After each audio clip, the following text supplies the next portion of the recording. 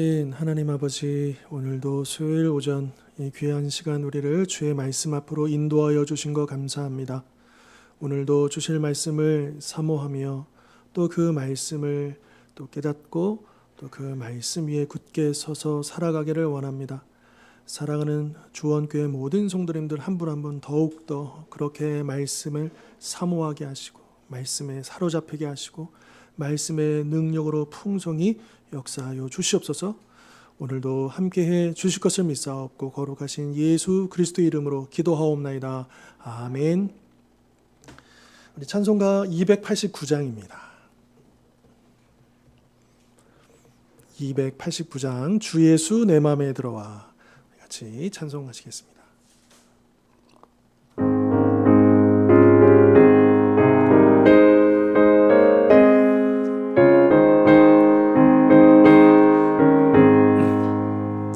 주 예수 내 맘에 들어와 계신 후 변하여 새 사람 되고 내가 늘 바라던 참빛을 찾음도 주 예수 내 맘에 오심 주 예수 내 맘에 오심 주 예수 내 맘에 오심 물밀듯 내 맘에 기쁨이 넘침은 주 예수 내 맘에 오심 주 예수 내 맘에 들어와 계신 후 망령된 행실을 끊고 더 많던 내 죄가 눈보다 더 이어졌네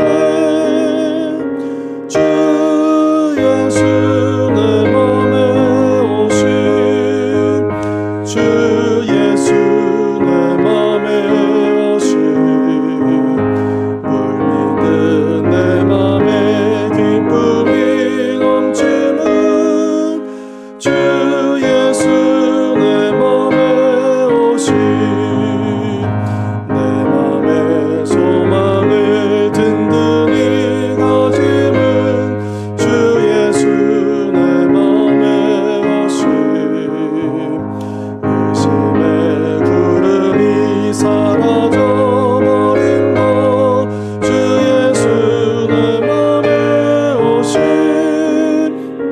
주 예수 내 맘에 오심 주 예수 내 맘에 오심 물밀듯 내 맘에 기쁨이 넘침은 주 예수 내 맘에 오심 사망의 음침한 골짜기 가다가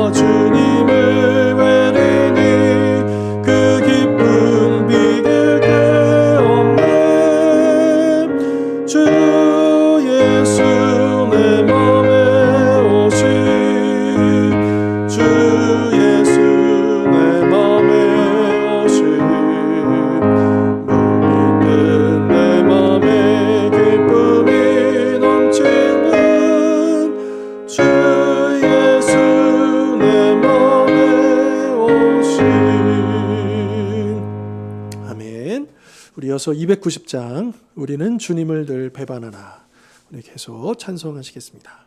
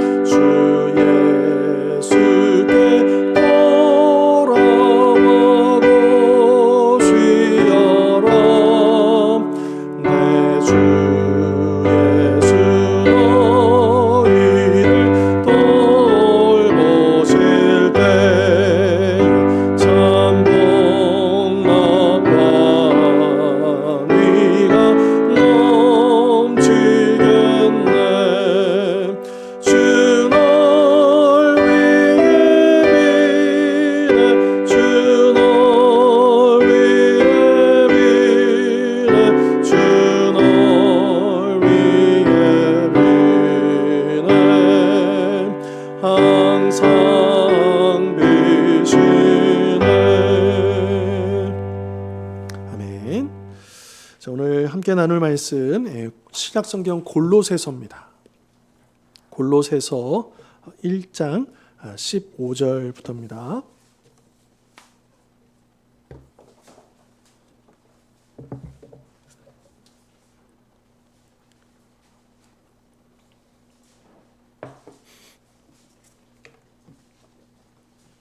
골로새서 1장 15절부터 20절까지 말씀, 이제 한 절씩 교독하시겠습니다. 그는 보이지 아니하는 하나님의 형상이시요 모든 피조물보다 먼저 나신 이시니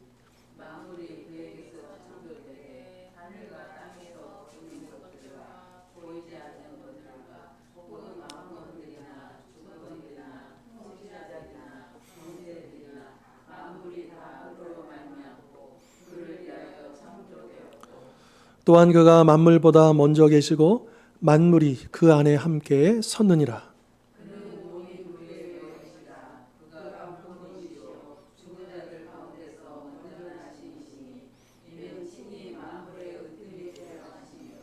아버지께서는 모든 충만으로 예수 안에 거하게 하시고 만물 곧 땅에 있는 것들이나 하늘에 있는 것들이 그로 말미암아 자기와 화목하게 되기를 기뻐하심이라. 아멘. 자, 우리가 오늘 잠깐 공지사항 드리면요. 이제 7월이 이제 이번 주 둘째 주고 다음 주가 셋째 주, 그 다음 주 넷째 주 이렇게 있거든요. 근데 이제 넷째 주가 이제 수련회 주간입니다. 그래서 또 8월 또 이제 첫째 주 이렇게 하면 또 제 휴가 기간이 있고 또 이제 8월에 계속 이제 무더위가 이어지기 때문에 다음 주까지 진행하고 이제 8월 말까지 약 한 달 정도 좀 쉬었다가 9월 첫 주부터 다시 그렇게 시작한다는 거 미리 말씀을 드리고요. 그래서 다음 주에 원래 마지막 주에 우리가 식사 모임 있었잖아요. 근데 이제 다음 주에 모임 끝나고 식사 모임 그렇게 종강 겸 이렇게 방학 겸 그렇게 진행하도록 하겠습니다. 참고해 주시고요.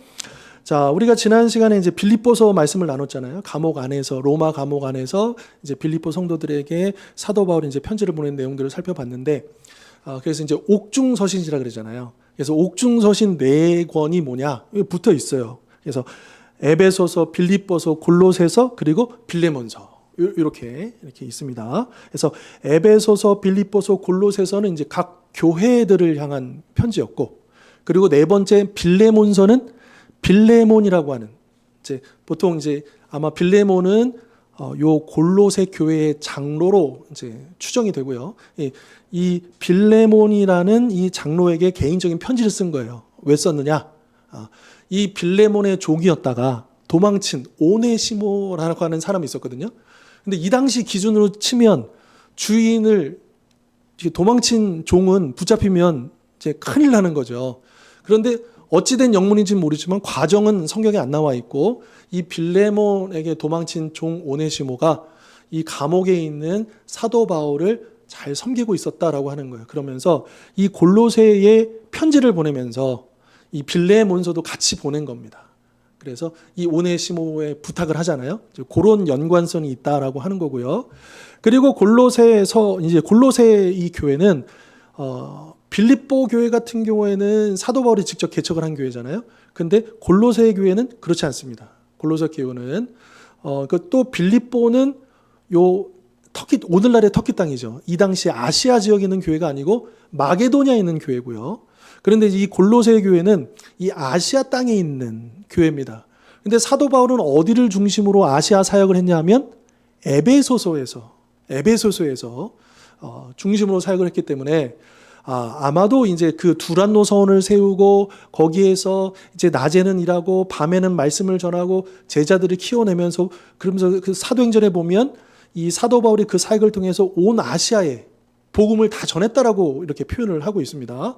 그러니까 복음을 전했다는 것과 복음을 다 믿었다는 것은 차이가 있죠. 아무튼 그러면 바울이 아시아에 있는 땅을 한 곳도 빠짐없이 다 가서 복음을 전했느냐? 그런 의미보다는 아시아 그 수도였던 에베소를 중심으로 거기서 이제 말씀은 사역과 복음을 전하면서 물론 또 사도 바울이 갈 수 있는 곳들은 갔겠죠. 그런데 이 골로새 교회는 에베소 교회와 달리 사도 바울이 직접 세운 교회는 아니고 여기에 보면 이제 에바브라라는 사람이 나옵니다. 이 골로새 교회. 근데 이 골로새서가 쓰여진 목적은 뭐냐면 이 골로새 교회에 이제 이단이 침투해 들어옵니다. 문제가 생겨요. 그래서 지금 감옥에 있는 바울에게 이 골로새 교회의 개척자라고 여겨지는 그리고 골로새 교회의 지도자죠. 담임 목사죠.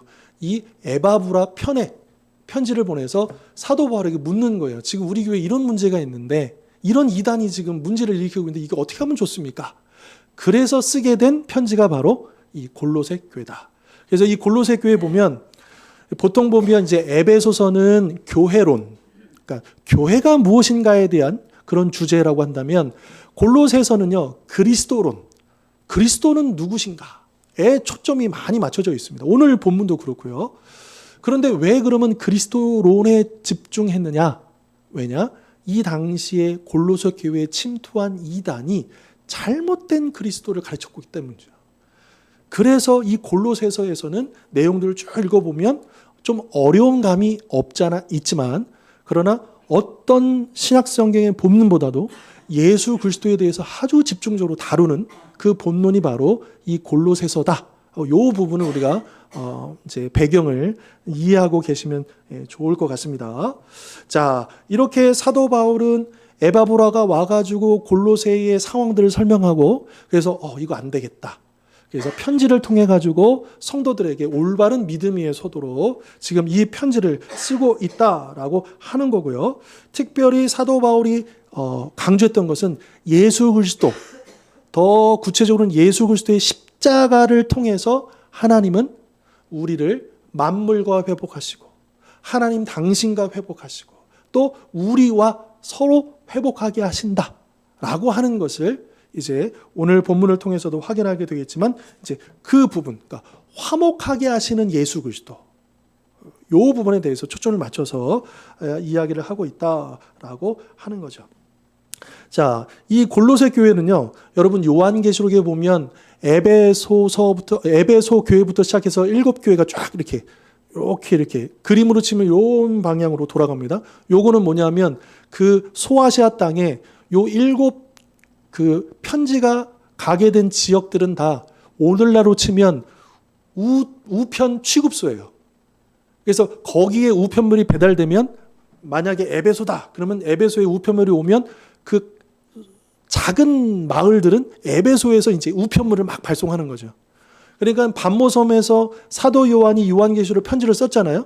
근데 이제 그 편지가 뭐 여러 편 있는 게 아니고 그 편지를 먼저 에베소에 딱 전달하면 에베소에서는 그 편지를 막 필사해가지고 각 옆에 있는 도시를 딱 보냈는데 그 다음 서모나로, 그 다음엔 두아디라로 이렇게 해가지고 맨 마지막 교회가 어디냐면 라오디게아 교회입니다. 라오디게아는 거기에 이제 도착을 해요. 근데 이 라오디게아에는 그 근방에 히에라볼리 그리고 이 골로새 요 세 도시가 딱 붙어서 굉장히 긴밀하게 연합하면서 또 여기가 되게 상업이 그러니까 좀 부유한 라오디게아 교회가 그거 지적받았잖아요.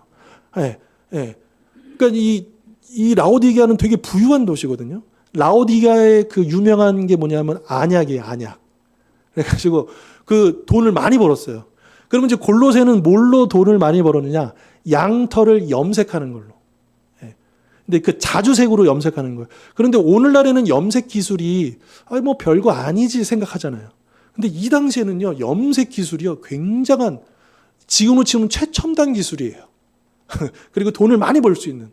그러니까 이 골로새라고 하는 것은 일단 기본적으로 양들을 이렇게 잘 기를 수 있는 넓은 그런 이제 초지와 이런 환경이 있고 자연스럽게 그 양의 털을 쉽게 구할 수 있잖아요. 근데 그 양의 털을 가지고 그것만 그냥 수출해서는 돈을 많이 못 벌고 기술을 하나 더한 거죠. 부가가치를 더한 거죠. 그래서 그게 뭐냐? 염색하는 기술을 더해가지고 이 골로새는 그런 이제 부유한 교회였고 형편이 괜찮은 교회였다. 그런 도시였다라고 하는 것도 우리가 알고 있으면 좋을 것 같습니다. 자, 문제는 뭐냐? 사도 바울의 관점에서는 이제 이 골로새에 여러 가지 많은 것들이 있는데 아까도 언급했지만 지금 이단이 들어왔다는 거예요. 이단이 들어와서 지금 이 골로새 교회를 막 흔들어 놓고 있는 거죠. 뭐 요즘은 좀 이제 교회마다 경각심이 이제 많아져서 예전에는 이제 신천지가 이제 침투해가지고 교회에 교회에 많은 어려움을 일으키고 막 이랬는데 요즘에는 이제 너무 많이 티가 나가지고 신천지가 뭐 오더라도 이제 교회가 많이 경각심을 해서 그런 방식으로는 이제 어려움을 겪는 건 아닌데 초기에는요 신천지가 잘 몰랐을 때는 교회들이 많이 당했어요. 그래서 그 추수꾼들이 들어와가지고 기존 성도들 중에 이제 타겟을 딱 정해가지고 그 추수꾼들이 이제 팀을 짜가지고 막 이렇게 해가지고 하는 그런 방식이 많았었는데 이제 이 당시에도 이 골로새 교회에 그런 추수꾼과 같은 이단들이 들어와가지고 성도들을 이제 현혹을 하는 거죠. 이제 막 흔들어 놓는 거죠. 그러면 어떤 이단이었을까? 아까 제가 이제 잘못된 그리스도인을 가르쳤다 그랬잖아요. 그럼 어떤 이단이었을까라고 했을 때 대부분의 성경학자는 이제 영지주의라는 이단이 있습니다. 그러니까 일반 세상에서 볼 때는 영지주의는 기독교의 한 분파라고 보기도 해요. 하지만 영지주의는 분명하게 기독교와는 결이 다른 잘못된 복음을 가르친 이단이고 이 당시 사도 바울 당시에는 이제 막 이 초기죠. 초기. 그래서 여러 복잡한 것들이 섞여 있는 그러다가 이것이 이제 시간이 흐르면서 완전히 확고하게 되면서 한 2세기, 3세기, 4세기 넘어가면 계속해서 굉장히 수백 년 동안 초대교회를 괴롭혔던 이단 중에 하나가 바로 영지주의 이단입니다. 영지, 영적인 지식. 이들이 가르치는 그게, 그러니까 우리가 구원을 받으려면 예수 그리스도에 대한 믿음으로 구원받는 게 아니고 거룩한 영적인 지식, 비밀스러운 그 지식을 깨달아야 우리가 구원받는다라고 하면서, 그렇다고 해서 영지주의자들이 예수 그리스도를 부인하는 게 아니에요. 다만 뭘 부인하느냐? 그리스도가 인간의 몸을 입고 온 것을 부정하는 거죠. 육체로 임한 것을. 그러니까 이런 것들은요, 요한 1서, 2서 이런 데라든지 요한복음이라든지 이런 데 보면 요한복음도 그렇고 요한 1, 2, 3서도 그렇고 되게 후대에 기록된 거거든요. 이 기록된 것보다 훨씬 후대. 그러니까 그때는 영주주의가 훨씬 더 많이 발달되어 있기 때문에, 그러니까 예수님이 육체로 이 땅에 오셨다는 걸 부정하는 그런 영주주의 이단이 더 창궐했다는 거죠. 근데 여기서도 이제 그거를 발견하게 되는 것인데, 그래서 이 영지주의자들이 왜 육체로 그리스도가 예수라는 이름으로 온 것을 부정했느냐? 왜냐? 이들은 영은 선하고 육은 악하다, 이렇게 보았어요. 그러니까 어떻게 선하신 하나님이 이 악한 육체를 입고 올 수 있느냐라고는, 그건 말이 안 된다. 야, 그러면 예수님의 제자들이 예수님과 동행했고 동고동락했고 십자가에 달려 돌아가셨는데 그건 뭐냐? 그거는 그렇게 보인 거야.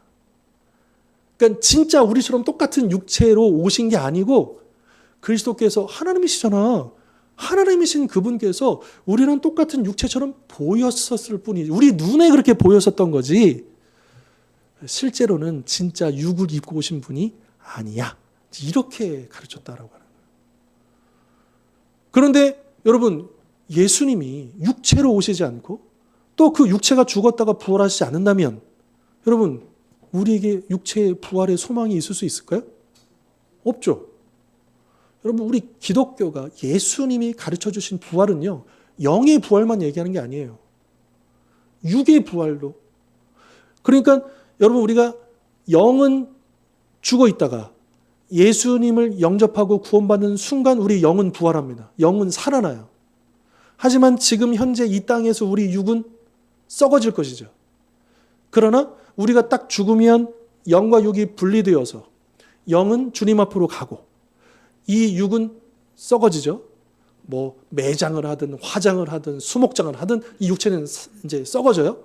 그런데 그리스도의 재림 때에 이제 이미 예수님 재림하시기 전에 죽은 그 신자들의 영은 주님과 함께 있다가 이 땅에 오고, 그리고 예수님께서 재림하셨을 때 살아있었던 이런 육체를 가지고 살아있었던 신자들은 홀연히 변화된다 그랬어요. 홀연히 변화된다 그랬어요. 그러니까 영은 이미 살아있는 거고, 이제 홀연히 변화된다라고 하는 것은, 그러니까 살아있을 때 예수님 영접한 사람은 지금 이 상태에서 쫙 바뀐다는 거고, 영이 주님과 함께 온 성도들은 새로운 부활의 몸을 입는다 그랬어요. 조금 다른 거죠. 그렇지만 결론적으로는 부활한 영이 부활한 육과 하나가 돼서, 이게 온전한 인격 아니에요. 그죠? 그래서 그 상태로 우리 주님과 함께 심판을 끝내신 주님과 함께 영원한 하나님 나라에 들어가는 것이죠.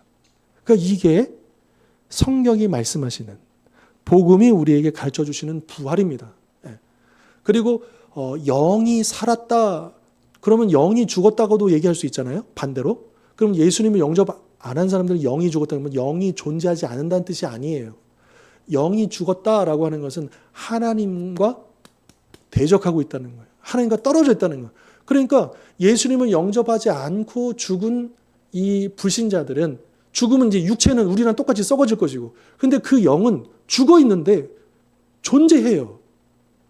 그런데 그들은 음부에 있는 거죠. 우리는 낙원에 있는 거고. 자, 신자들은 죽은 다음에 그 영이 주님과 함께 낙원에 있고, 불신자들은 죽은 다음에 그 영이 음부에서 이제 기다리고 있다가 재림할 때 각각 의인의 부활로 악인의 부활로 일어서서 이 악인들도요, 불신자들도요, 영원한 육체를 가져요. 그런데 왜 그러느냐? 영원한 심판을 받기 위해서. 그러니까 우리가 영원한 몸을 가지고 영원한 하나님 나라 가는 것처럼 그들은요, 영원한 몸을 가지고 영원한 심판을 당하는 거예요. 사라지는 게 아닙니다. 어디 떠돌아다니는 것도 아니고 사라지는 거 아니에요. 그러니까 그걸 우리가 분명히 해야 합니다.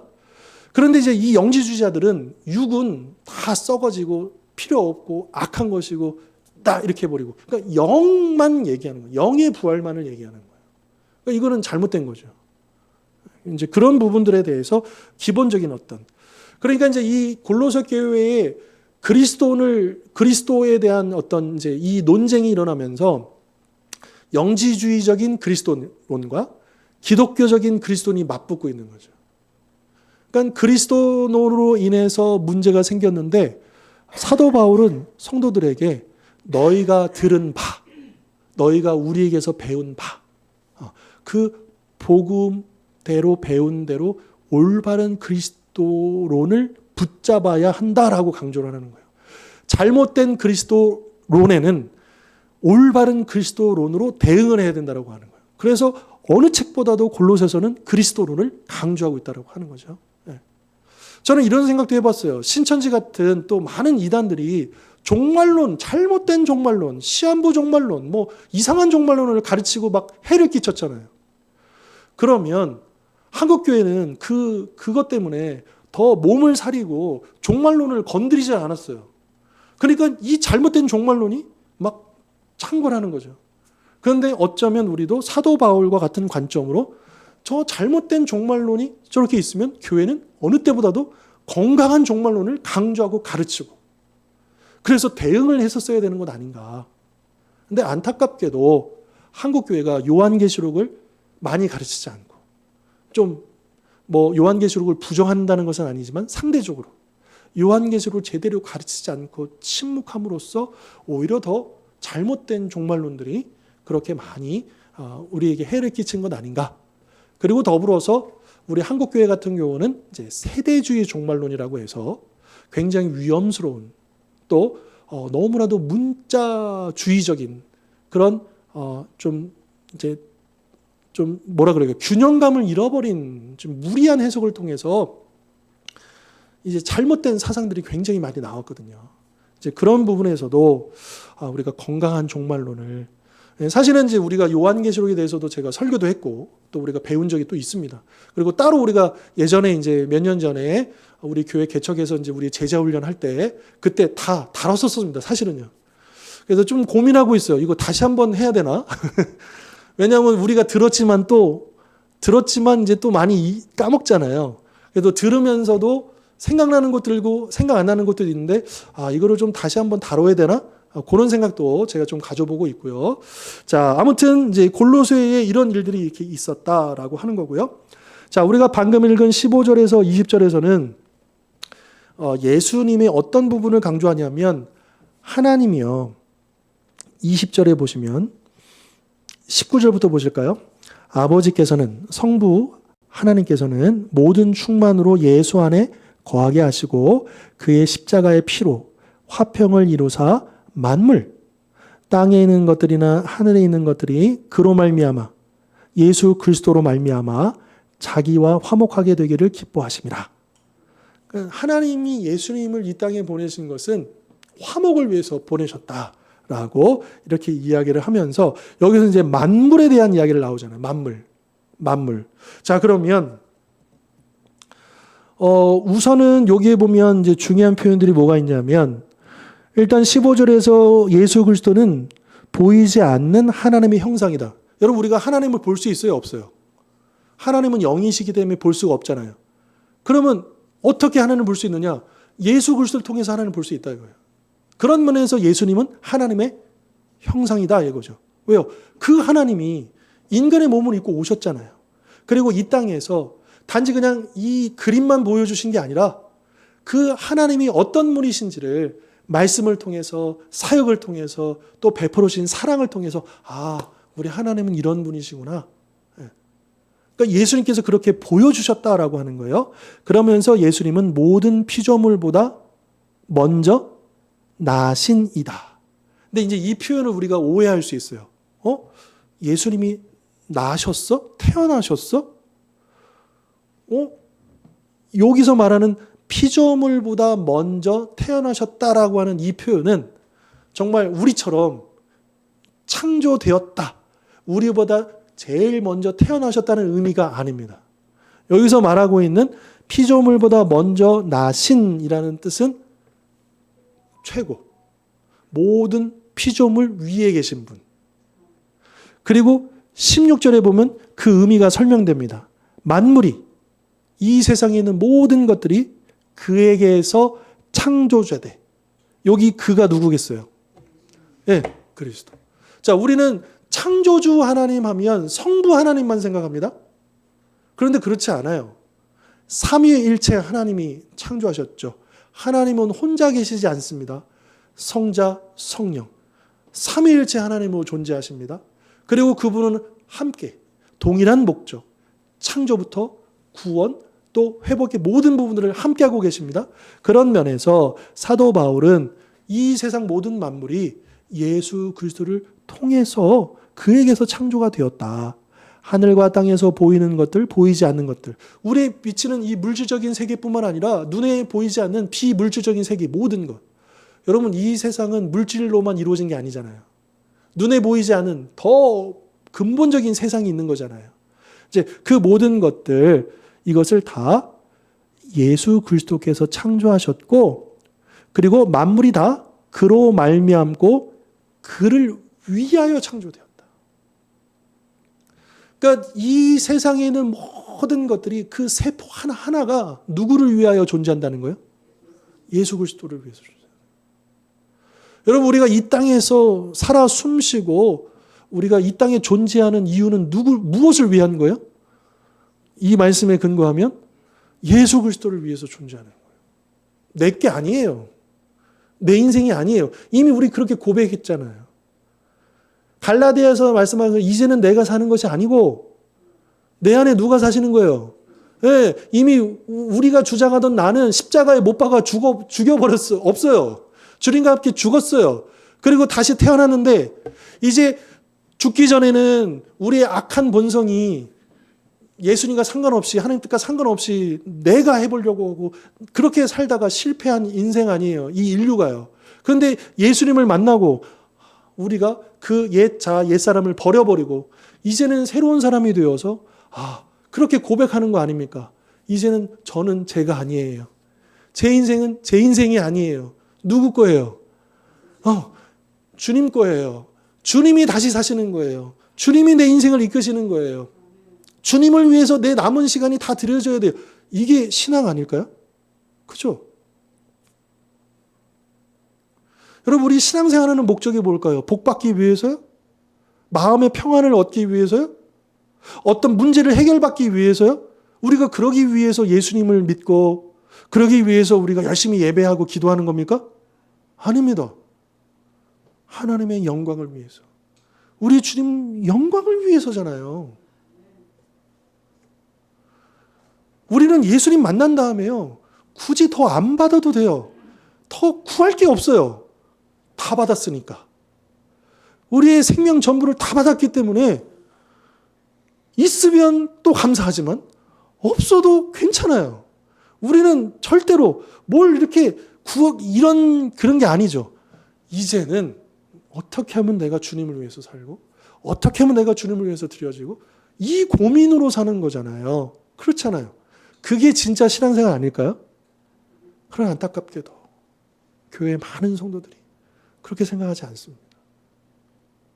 여전히 나는 뭐가 필요해, 뭐가 부족해, 뭐가 연약해 자꾸 달라고만 하고, 여러분, 우리가 연약함을 부정하고 혼자 아니고 또 우리가 하나님 앞에 구하는 게 잘못됐다고 얘기하는 게 아니라, 여러분, 우리 신앙생활에 있어서 좀 분명한 방향성을 좀 재조정해 보자라는 거예요.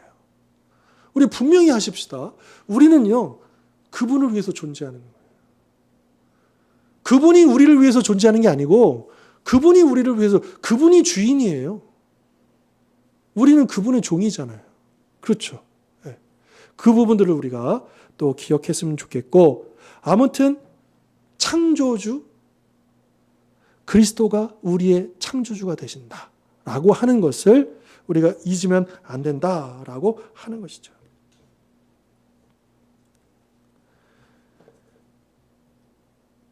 그리고 그분 주님께서는 이 세상을 창조하기만 하고 그냥 내버려 두셨을까요? 이 영지주의자들이 이 육체는, 이 세상은 타락하고 악해서 쓸모없는 거고 사라져야 될 것이고 이렇게 가르치거든요. 일면 맞는 말이긴 해요. 그렇죠? 이 세상은 타락했으니까. 죄로 얼룩졌으니까. 그러나 그리스도께서는 이 만물, 이 세상을 포기하셨나요? 이 세상을 버리셨나요? 아니요. 이 세상을 돌보신다는 거예요.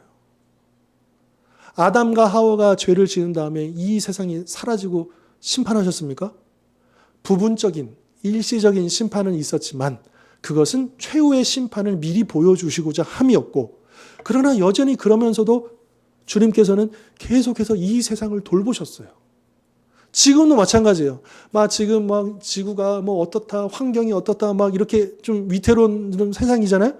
그럼에도 불구하고 우리가 의심치 않고 바라봐야 할 것은 뭐냐? 주님이 지금 붙들고 계신다는 거예요. 다스리고 계신다는 거예요. 그러니까 영지주의자들이 얘기하는 것처럼 맞아요. 이 세상은 악해요. 물질은 악해요. 그 속성은 맞아요. 그러나 그 악한 세상을 대하는 태도는 달라야 돼요. 이 세상과 등지고 이 세상을 버리는 게 아니라 이 세상 속으로 들어가서 이 세상을 바꿔내고 이 세상 속에서 복음의 능력들을 나타내고 그 어둠을 밝히는 사명을 우리에게 주셨다라고 하는 거죠. 그게 바로 우리와 만물을 회복하게 하십니다. 라고 하는 것을 우리가 기억해야 한다라고 하는 것이죠. 그러니까 우리가 그런 이분법에 빠지면 안 되죠. 이건 세상적인 일이고 이거는 영적인 일이고. 여러분 다 영적인 일입니다.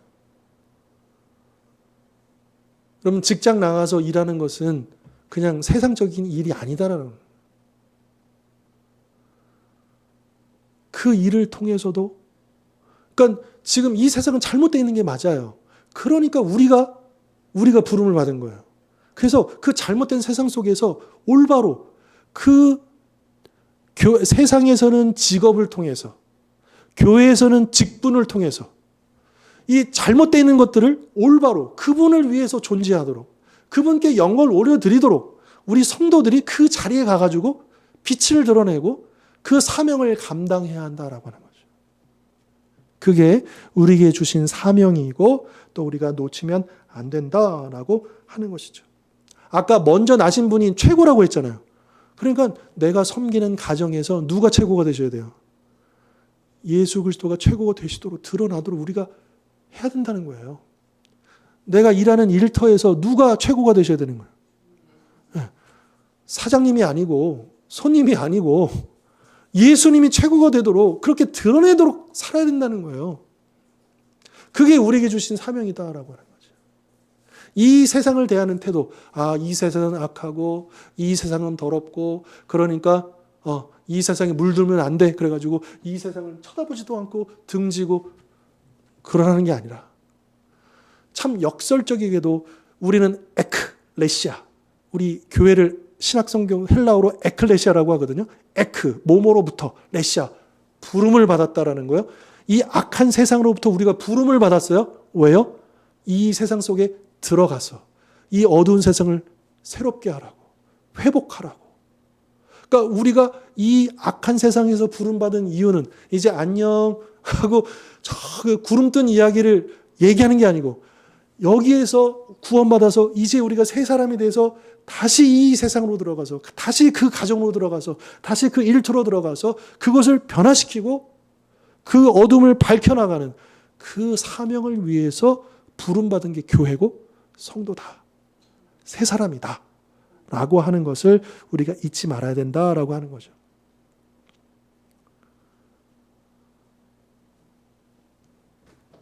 좀 조심스러운 표현이지만 이제 그런 경우들도 꽤 있었어요. 내가 정말 은혜를 받으셨어 어떤 분이 이제 한 중년 지금 이제 직장생활 하시던 분인데 너무 은혜를 받아가지고 내가 이 은혜를 받아가지고 내 남은 인생을 하나님께 그 은혜를 갚아야 되겠다 해가지고 직장 때려치고 이제 신학교를 가겠다고. 그럼 여러분 어떻게 권면하시겠습니까? 그런 분이 계시다면. 물론 그분들 중에는 정말로 그 사역자로 부르신 분도 계실 거라고 저는 믿어요. 예. 그런데 일반론적으로 본다면 저 같은 경우는 오히려 후배들한테 그렇게 권면했어요. 야, 그것도 좋은 길이지만 그렇다고 해서 너가 기존에 하던 일들을 일부러 팽개칠 필요는 없다. 그 일 자체가 나쁜 게 아니라 오히려 너가 이제 새로워졌으니 그 일터에서 새롭게 일하고 그것을 변화시켜라. 거기에 너가 부름받은 것이다. 저는 오히려 그렇게 권면을 했거든요. 그리고 저는 그게 성경의 관점과 부합한다고 믿습니다. 그러니까 내가 은혜를 받았으니까 그 기존에 하던 가정의 일들, 직장의 일들은 다 때려치고 오로지 다 신학교만 가야 되고 다 그냥 사역자가 돼야 되고 이런 거 아니잖아요. 이게 영지주의의 함정에 빠질 수 있는 거예요. 여러분, 저와 같은 목회자로 부름받은 사람의 사역지는 어디예요? 여기 교회예요. 그럼 우리 권사님들의 사역지는 어디예요? 네, 가정이고 일터고 이 세상이에요. 그러니까 우리가 혼동하면 안 돼요. 물론 교회 오셔서 열심히 봉사하고 또 열심히 섬기고 아름답고 참 귀한 일이죠. 그런데 이 교회에 오는 목적이 뭐냐? 이 교회에 와서 은혜 받고 말씀 받고 힘 받고 그래가지고 어떻게 해요? 가정 가서 세상에서 그러니까 저의 역할은 뭐냐면 그렇게 성도님들이 이 세상에 가서 그 역할을 잘 해낼 수 있도록 말씀으로 도전하고 또 기도로 응원하고 또 그 부분들을 잘 할 수 있도록 저는 이제 그런 역할을 하는 것이고 정작 이 세상의 현장에 나가서 사역하실 분들은 우리 성도님들인 거예요. 그렇지 않을까요? 그러니까 각각의 나의 그 사역지를 잘 분별하시고 그래서 이 만물을 회복해야 하신다라는 의미는 저는 그렇게 이해를 해요. 우리 주님께서 우리와 우리 사이 만물을 회복하신다는 것은 이 세상을 분명히 우리는 분별할 줄 알아야 돼요. 이 세상이 악하다라고 하는 것을.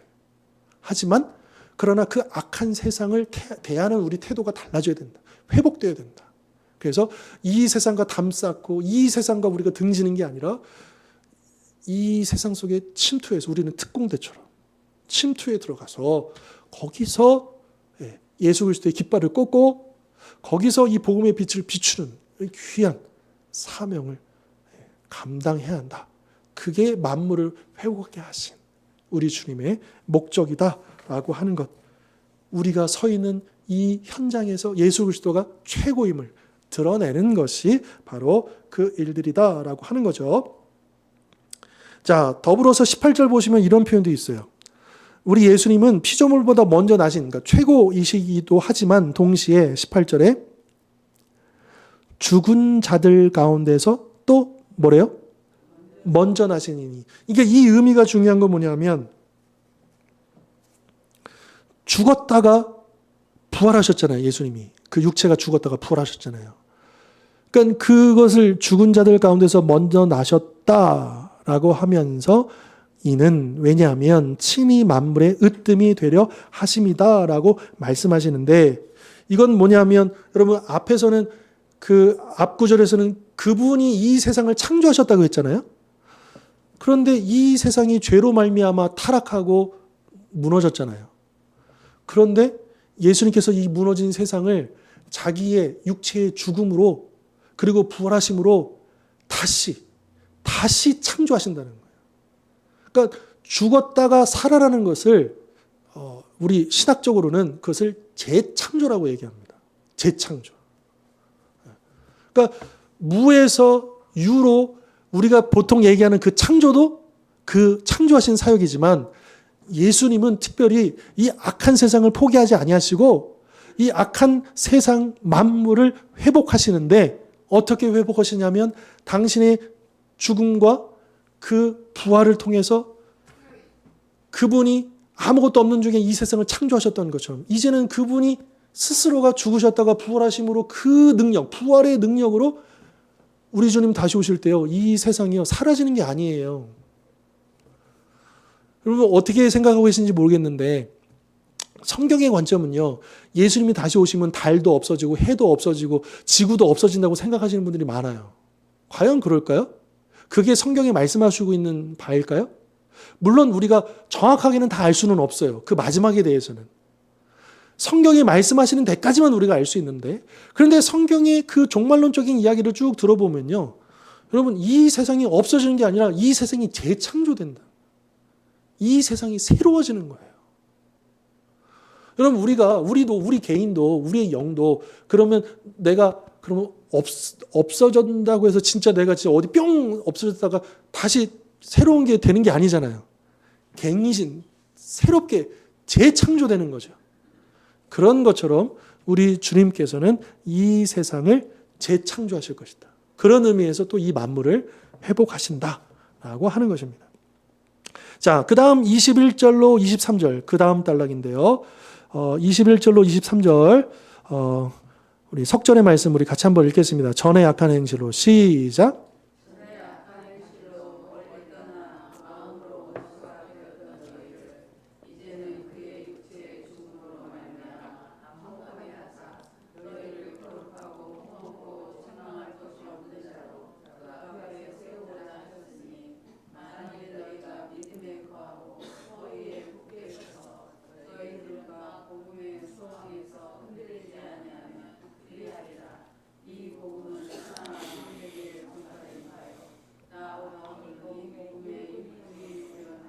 아멘. 자, 요 21, 22, 23절은 뭘 말하고 하냐면 앞서는 우리와 만물을 회복하게 하시는 부분이었다면 요 세 구절은 우리와 누구와 화목하는 걸 얘기할 거예요. 우리가 죄짓고 악하였을 때 누구와 멀어졌습니까? 누구와 원수되었습니까? 하나님과 원수되었잖아요. 그런데 예수 그리스도를 통해서 누구와 화해가 되는 거예요? 화목하게 되는 거예요. 하나님과 화목하게 되는 거예요. 예수 그리스도를 통해서 우리의 유일한 중보자. 자, 여러분, 사람은요, 사람을 중보할 수는 있어요. 내가 우리 가족을, 이웃을, 지체들을 우리가 중보할 수 있어요. 그러나 우리가 다른 누군가와 하나님 사이에 중보할 수 없습니다. 우리의 유일한 중보자는 딱 한 분이셔요. 누구예요? 예수 그리스도예요.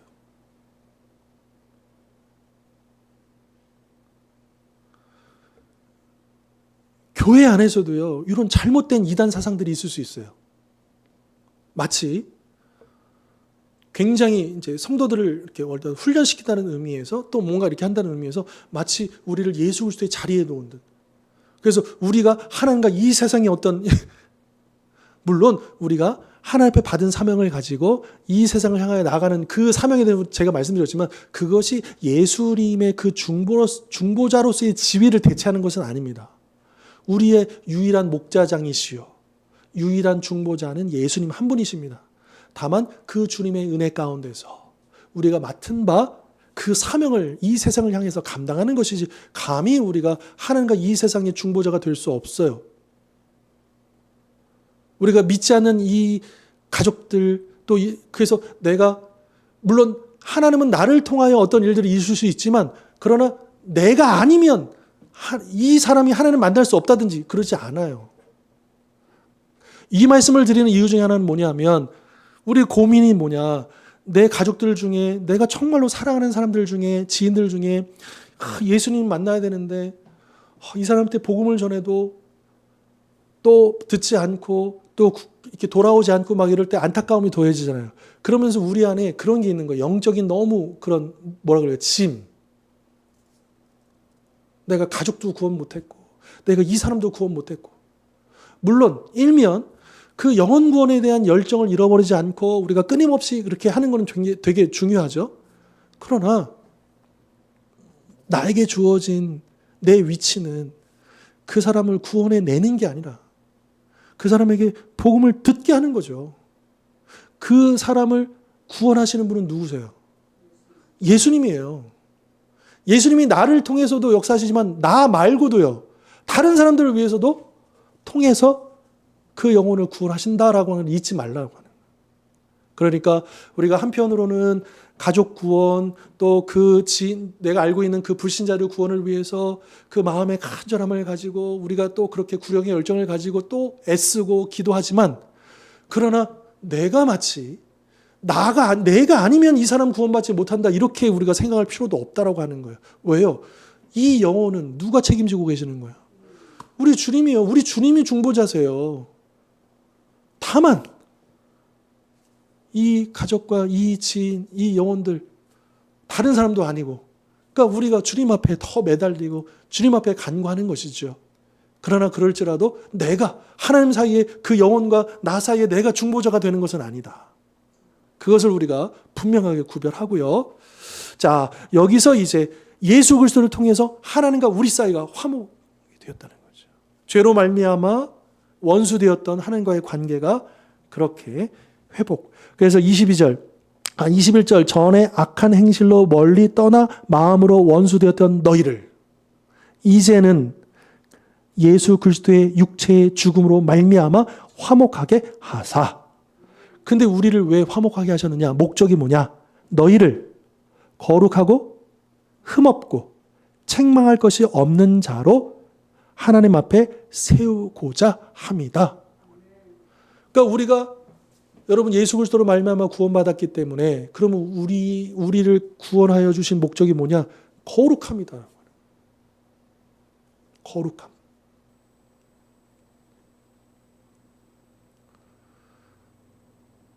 하나님 앞에 거룩하지 않으면 설 수 없습니다. 우리 죄인이 어떻게 죄를 가지고 하나님 앞에 나갈 수 있겠습니까? 오직 거룩함. 그런데 그 거룩함이 우리에게 있어요, 없어요? 없습니다. 오직 예수 그리스도의 의를, 그 옷을 입어야지만, 그분의 그 보혈을 의지하여만 우리가 거룩한 자격을 부여받아서 나갈 수 있는 것이죠. 우리가 구원받았다고 해서 우리가 의인이 됐다라고 착각하면 안 됩니다. 우리는 하나님 앞에서 영원히 죄인입니다. 다만 예수 그리스도의 의가 나를 거룩하게 만들어 주시기 때문에, 그 자격을 주시기 때문에 우리가 하나님 앞에 나아갈 수 있는 것이죠. 죽어라도 내가, 그러니까 그 구원파에 주장하는 정말로 구원받은 사람은 회개할 필요도 없고, 왜요? 아니, 구원받아서 다 용서함 받았는데 무슨 또 그러면 죄를 짓는다는 거야? 죄를 짓지도 않는데 어떻게 회개해? 이런 논리가 성립할 수 없는 거죠. 그들은 성경을 잘못 가르치고 있는 거죠. 뭐 죄사함의 기쁨, 뭐 무슨 비밀, 뭐 이러면서 뭐 박옥수라든지 뭐 이초석이라든지 이런 구원파들이 막 히트치면서 많은 사람들을 현혹시켰잖아요. 지금도 마찬가지고요. 그러나 현상학적으로요, 여러분, 우리가 아무리 하나님 앞에 은혜 받고 구원받았지만 여러분, 우리 죄를 짓습니까, 안 짓습니까? 그럼 어떻게 부정해요? 그렇다고 해서 우리가 구원받은 게 잘못된 게 아니에요. 그렇다고 해서 우리가 죄 짓는 것을 당연시 하자는 것도 아니에요. 그렇지만 정확하게 우리의 거룩함의 근거는 예수 그리스도의 의에 있는 것이지, 우리가 의인이 된 게 아니라 의인이라고 불린다고요. 칭의라고요. 그러니까 의인이 된 게 아니라, 그 구원파가 말하는 완벽한 구원의 그 완성은 언제 이루어지는 거예요? 예수님이 다시 오시는 그때, 영화. 이 땅에서는 그럴 수가 없다라고 하는 거죠. 그 부분도 우리가 알았으면 좋겠고요. 자, 이렇게 만물과 우리를 회복하게 하시고 또 하나님과 우리를 회복하게 하셨는데, 사실은 제일 중요한 내용인데 오늘 시간이 좀 부족하지만 최대한 한번 해보겠습니다.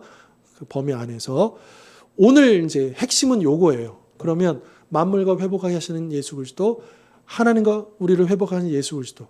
그러면 여기에 그치는 게 아니고 예수님은 또한 우리와 우리를 화목하기 위해서. 이게 사실은 제일 중요한 내용이거든요. 오늘 사도 바울이 강조하고 있는 내용 중에. 자, 24절 보시면 나는 이제 너희를 위하여 받는 괴로움을 기뻐하고 그리스도의 남은 고난을 그의 몸된 교회를 위하여 내 육체에 채우노라. 내가 교회에 일꾼된 것은 하나님이 너희를 위하여 내게 주신 직분을 따라 하나님의 말씀을 이루려 함이라. 이 비밀은 만세와 만대로부터 감춰졌던 것인데 이제는 그의 성도들에게 나타났고 하나님이 그들로 하여금 이 비밀의 영광이 이방인 가운데 얼마나 풍성한지를 알게 하려 하심이라. 이 비밀은 너희 안에 계신 그리스도시니 곧 영광의 소망이니라. 우리가 그를 전파하여 각 사람을 권하고 모든 지혜로 각 사람을 가르침은 각 사람을 그리스도 안에서 완전한 자로 세우려 함이니 이를 위하여 나도 내 속에서 능력으로 역사하시는 이의 역사를 따라 힘을 다하여 수고하노라. 내가 너희와 라오디게아에 있는 자들, 그 근처에 있는 라오디게아 교회 성도들을 말합니다. 자들과 무릇 내 육신의 얼굴을 보지 못한 자들을 위하여 얼마나 힘쓰는지를 너희가 알기를 원하노니 이는 그들로 마음의 위안을 받고 사랑 안에서 뭐하여요? 연합하여 확실한 이해의 모든 풍성함과 하나님의 비밀인 그리스도를 깨닫게 하려 함이니 그 안에는 지혜와 지식의 모든 보화가 감추어져 있느니라. 아멘. 자, 여기서 핵심은 뭐냐? 우리를 하나님과 화목하게, 이제 우리 죄인이었다가 원수였다가 이제 하나님과 화목하게 우리가 구원받았잖아요. 그런데 그 그리스도께서, 우리를 그렇게 화목하게 하신 그리스도께서는 뭘 원하시느냐? 이제 구원받은 사람들끼리 각자 알아서가 아니고 어떻게 하기를 원하는 거예요? 화목하고 연합하기를 원하는 거예요. 하나 되기를 원하시는 거예요. 이게 주님께서 우리를 향하신 소원이다라고 하는 거죠. 그러니까 십자가의 의미가 이 수직적인 하나님과 우리 사이의 화목도 얘기하지만 수평적인 우리와 우리, 사람과 사람, 구원받은 사람과 구원받지 못한 사람들까지도 예수 그리스도를 통해서 화목하게 하시는 그 의미가 담겨져 있다라고 하는 것을 사도 바울은 이야기하고 있는 것이죠. 예수님께서 주기도문 가르쳐 주셨을 때 그 내용 중에 이런 내용이 있죠. 우리가 우리에게 죄 지은 모든 사람을 용서하오니 우리 죄도 사하여 주옵소서. 그러니까 서로. 그러니까 하나님 저의 죄를 용서해 주옵소서. 근데 그 전제 조건이 뭐예요? 하나님 제가요 다른 사람을 제가 용서했잖아요. 그러니까 저도 용서해 주세요. 그렇게 기도하라고 예수님께서 알려주셨잖아요. 우리가 죄 지은 자를 사하여 준 것 같이 우리도 사하여 주옵소서. 우리가 그렇게 기도하잖아요. 그러니까 우리가 하나님 앞에 회개하는 거는요. 다른 사람과의 관계가 상관없이 이루어지는 일이 아닌 거예요. 그래서 예수님께서 하나님 앞에 나올 때에 만약에 제사로 나올 때에 화해하지 못한 형제가 생각나거든 어떻게 하라 그랬어요?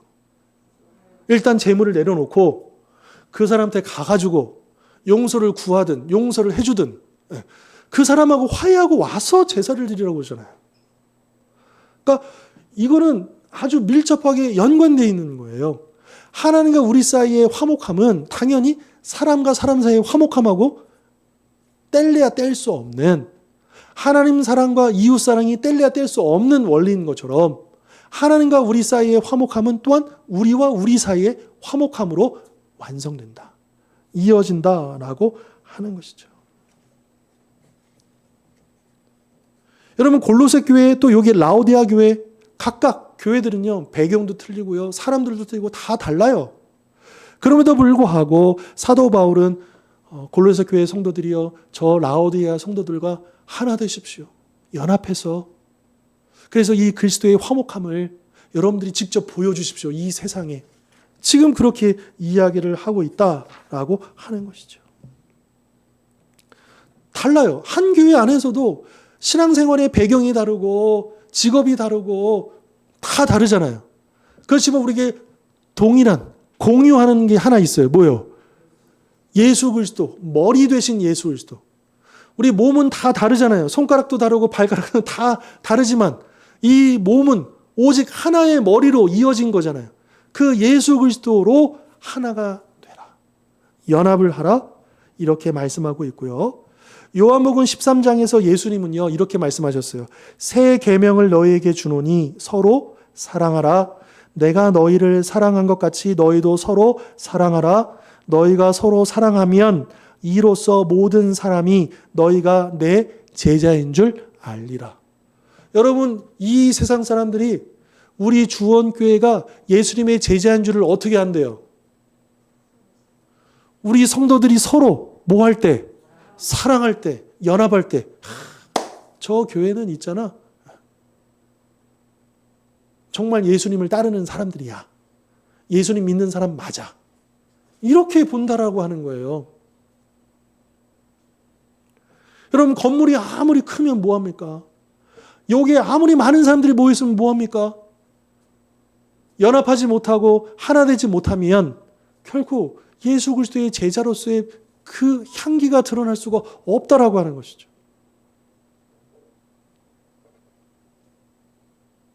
다 각자 사정이 있고 각자 이유가 있고 각자 모든 것이 있다 하지만 여러분, 정말로 내가 예수 그리스도 앞에 구원받은 사람이라고 한다면 이거보다 더 중요한 문제는 없을 거예요. 이것을 위해서 나를 죽여야 되는 거예요. 내가 한 발 물러서야 되는 거예요. 지금 당장에는 내가 억울함도 있고 답답함도 있고 여러 생각이 들 수 있지만 그러나 이것이 주님께서 원하시는 것이기 때문에 어때요? 용서하고 인정하고 하나 되기 위해서 나를 굽히고. 여러분, 이게 제대로 된 신앙이고 이것이 올바른 모습 아니겠습니까? 주님이 원하시는 모습 아니겠습니까? 만약에 이 부분에 대해서 이거를 전혀 인정하지 않고 이것을 거들떠보지도 않고 여기에 관심이 없다고 한다면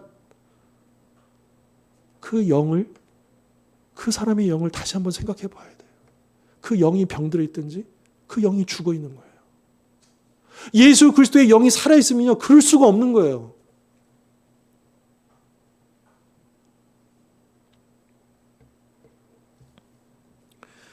사도 바울은 사랑 안에서 영적인 연합이 제일 중요하다고 강조하고 있는 겁니다.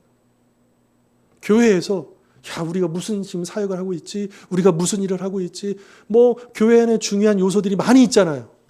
근데 그 중에서 제일 중요한 게 뭐라는 거예요? 사랑하고 연합하는 거예요. 사랑에 실패하면 다 실패하는 겁니다.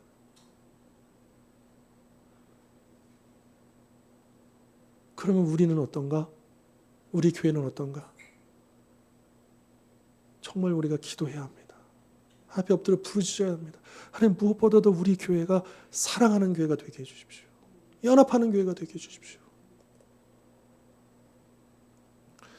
그 사랑의 연합만이 분열의 영을 이겨낼 수 있는 거예요. 사단은 끊임없이 틈을 노리고 들어와서 분열을 조장하고 차이를 극대화시키고 다른 것을 잘못된 것이라고 착각하게 만들고 아무것도 아니고 그러니 넘어갈 수 있는 것도 계속해서 그것이 걸리게 만들고 그것은요, 악에 지는 거예요. 사단에 지는 겁니다.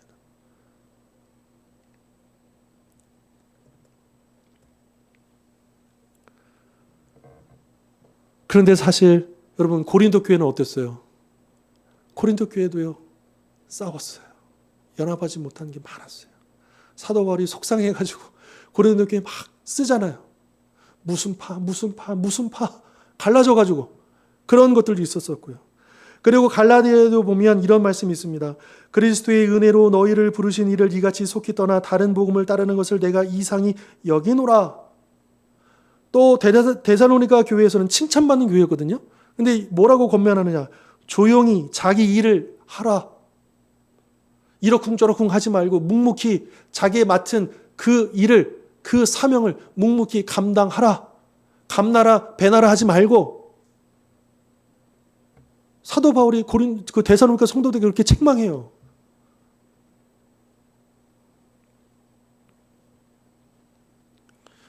분명 우리가 하나 될 수 있고 화목할 수 있는 그 근거는 예수님이 다 마련해 놓으셨습니다.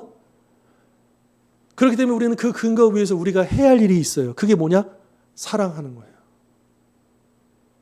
연합하는 거예요. 서로를 품어주고 이해하는 거죠. 물론 그게 쉬울까요? 어려울까요? 어려워요.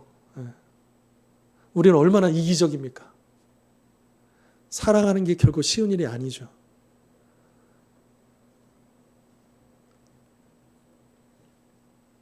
사랑하는 일은 분명히 어렵습니다.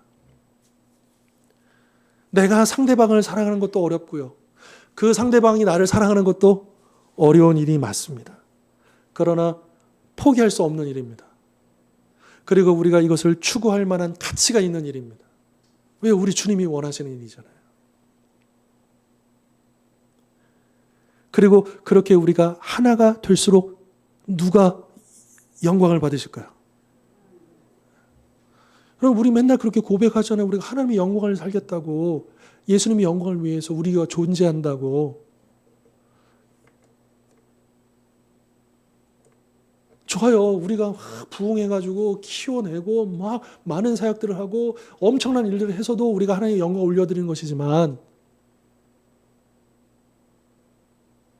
어쩌면 그것은 우리가 원하는 모습일 수 있고요. 근데 지금 하나님께서 우리에게 원하시는 모습이 무엇일까를 우리는 진지하게 묻고 우리를 돌아보면서 지금 우리가 하나님 앞에서 최우선순위로 주님께 영광 올려드릴 수 있는 일이 무엇인가를 우리가 놓치지 않고 가야 되겠다라고 하는 것입니다. 결론입니다. 제가 읽어드릴게요. 세상의 악, 고통, 죽음이라는 문제에 관해 쉽고 빠른 해답은 없습니다. 하나님은 왜 폭력이나 테러리즘이나 삶의 비극적인 상실을 허락하실까요? 우리의 질문은 언젠가 주님이 사망을 영원히 멸하시고 모든 얼굴에서 눈물을 씻기실 날에 온전히 답을 얻을 것입니다. 그러나 지금은 그리스도의 십자가를 붙들어야 할 때입니다. 이것이 기독교와 다른 모든 종교 운동과의 차이점입니다. 그리스도인은 십자가를 통해 참 하나님이자 참 인간이신 나사렛 출신의 인자와 개인적인 관계를 맺습니다. 예수님은 우리와 함께 고난받으셨고 우리를 위해 고난을 당하셨으며 우리가 우는 자들과 함께 울 때에 우리와 함께 고통을 겪으십니다.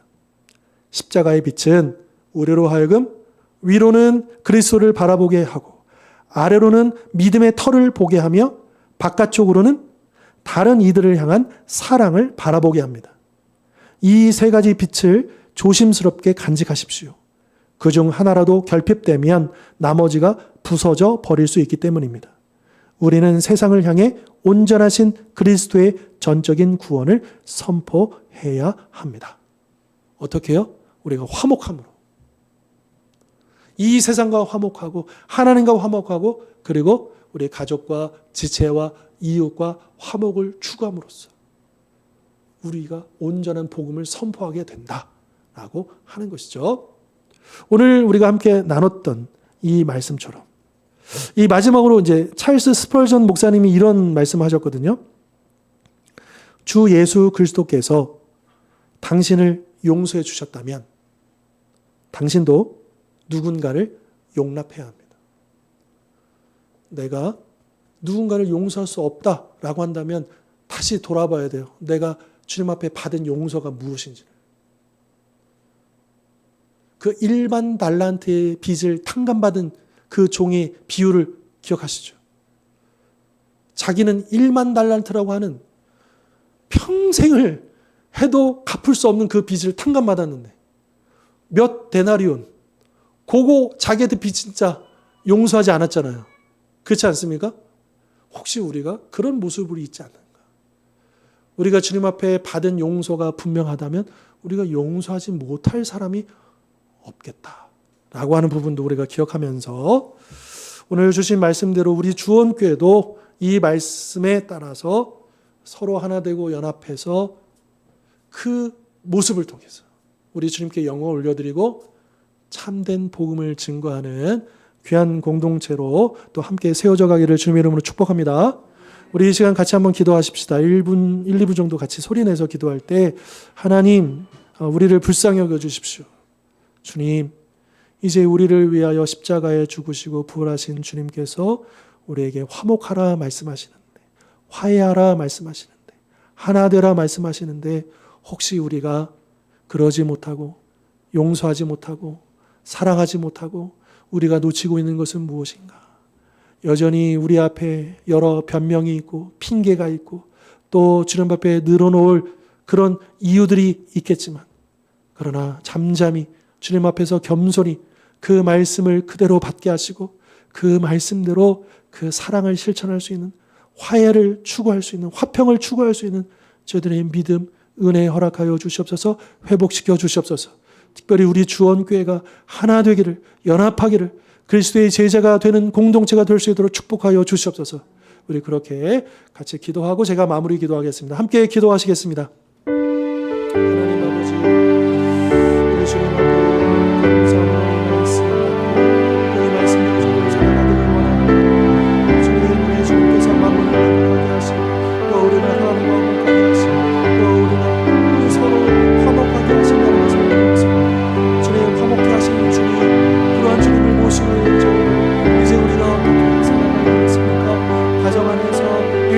통해서 교회 안에서 이제 우리 가족과 지체와 또 이웃들과 그들과 하나 되기를 힘써 화평을 추구하고 힘쓰는 것은 단지 그냥 좋은 사람이 되고자 하는 게 아니라 그것이 바로 우리에게 주어진 사명이고 그 일들을 통해서 우리 주님께 영광을 드리고 또 그것을 통해서 참되는 주님의 증거할 수 있다는 것, 그것을 위해서 우리가 마땅히 순종하고 행할 수 있기를 원합니다. 아버지, 우리의 능력으로는 이룰 수 없습니다. 우리의 본성으로는 그렇게 할 수 없습니다. 오직 주께 받은 은혜, 우리 주님께서 베풀어 주신 그 용서, 그에 감사하여 우리가 늘 감당할 수 있는 것을 도와주시옵소서. 우리가 받은 1만 달란트의 빚을 생각해 주시옵소서. 아버지, 우리가 어떤 용서를 받았습니까? 아버지, 우리가 잊지 않게 해주십시오. 우리를 겸손케 하여 주십시오. 아버지, 잠잠히 우리의 자리를 지키며 주여 사랑하게 하여 주십시오. 함께 하여 주십시오. 아버지, 기도하게 하여 주십시오. 그렇게 나아갈 수 있는 것을 도와주시고 인도하여 주시옵소서. 무엇보다도 우리 주님께가 그렇게 하나 되기를 힘쓰는 것을 도와주시고 우리의 영은 사라지지 않고 더욱더 연합을 통하여 그리스도의 제자 공동체로 나아갈 수 있도록 역사해 주시옵소서. 그 은혜가 우리 가운데 흘러넘치기를 원합니다. 주여 도와주시고 역사하시고 인도하여 주옵소서. 내 마음을 하나 되게 하여 주시옵소서. 오, 주님 감사합니다.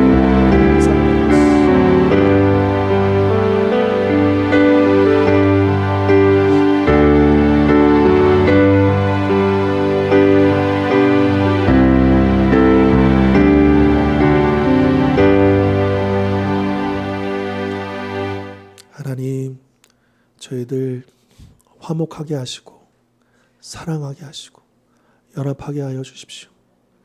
이유를 대지 않고 변명하지 않고 또 그렇게 뒤로 물러가 버리지 않고 열심으로 주의 말씀을 순종하는 자가 되게 하셔서 우리가 받은 그 사랑으로, 우리가 받은 그 용서로 우리 가족과 우리 지체와 우리 이웃들을 용서하고 또 용서함 받고 서로 사랑하기를 힘써서 그 모습을 통하여 예수 그리스도께 영광을 올려드리고 참된 복음을 증거할 수 있는 우리 모든 성도님들 또 우리 주원교회 모든 가정들 될 수 있도록 축복하여 주시옵소서. 예수 그리스도의 이름으로 기도하옵나이다. 아멘. 이제는 우리 주 예수 그리스도의 십자가의 은혜와 하나님 아버지의 영원하신 사랑과 보혜사 성령님의 하나 되게 하심의 역사가 가정과 일터와 또 교회 안에서 주님 주신 말씀대로 사랑하고 용서하고 연합하기를 힘쓰기를 소원하고 결단하는 우리 모든 하나님의 백성들 머리 위에 우리 주원교회 공동체 위에 영원토록 함께 하옵시기를 간절히 축원하옵나이다. 아멘.